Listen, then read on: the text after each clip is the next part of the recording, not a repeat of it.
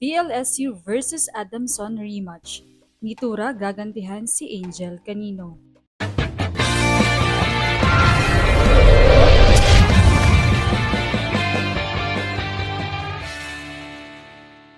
What's up, Volleyball Nation? Welcome back to my YouTube channel. Narito ako para magbigay sa inyo ng updates tungkol sa mundo ng volleyball.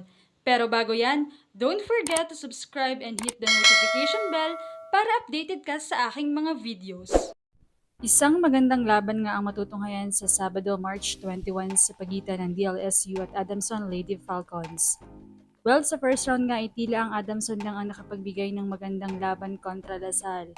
Dahil nga binansagan ngayon ng Lasal na team to beat at tila nga ang Adamson pa lamang ang nakakatapat sa kanila.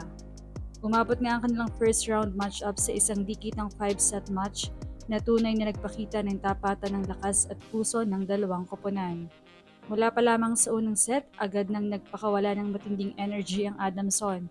Pinangunahan niya na siya ni Tura at Francis Mardy upang maagaw ang momentum at makuha ang set. Habang tila naninibago pa ang DLSU sa kanilang ritmo.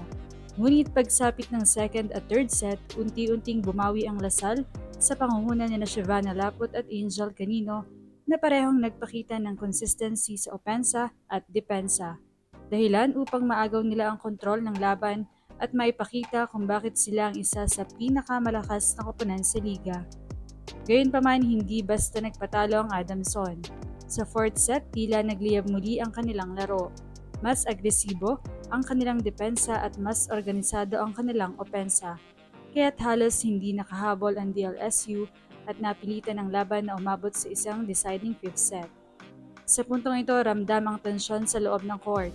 Bawat rally ay pinaglalabanan, bawat puntos ay may bigat, at pagkapwa-koponan ay ayaw magpadaig.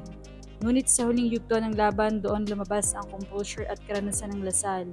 Mas naging disiplinado sila sa kanilang sistema, mas naging matala sa execution, at tuluyang pinangunahan ng scoring run na hindi na nasagot ng Adamson. Sa huli, nagtapos ang laban sa panalo ang DLSU. Ngunit higit pa sa resulta ay pinakita ng larong ito ang tunay na diwa ng kompetisyon. Isang bakbakan ng determinasyon, tibay ng loob at walang sawang laban hanggang sa huling puntos.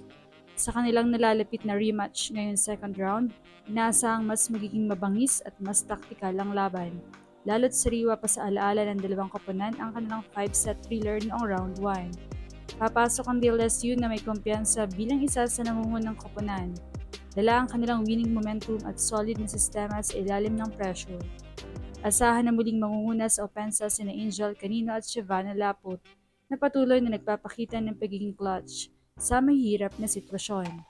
Gayunpaman, hindi dapat maliitin ang Adamson na siguradong babawi matapos ang dikit nilang pagkatalo. Mas paghahandaan nila ang depensa laban sa high-powered attacks ng Lasal at posibleng maglatag ng mas agresibong blocking at floor defense upang maputol ang momentum ng kalaban.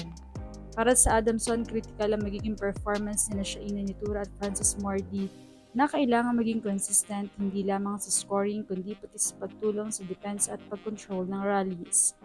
Ang susi sa kanilang panalo ay ang kakayahang mapanatili ang intensity hanggang sa dulo.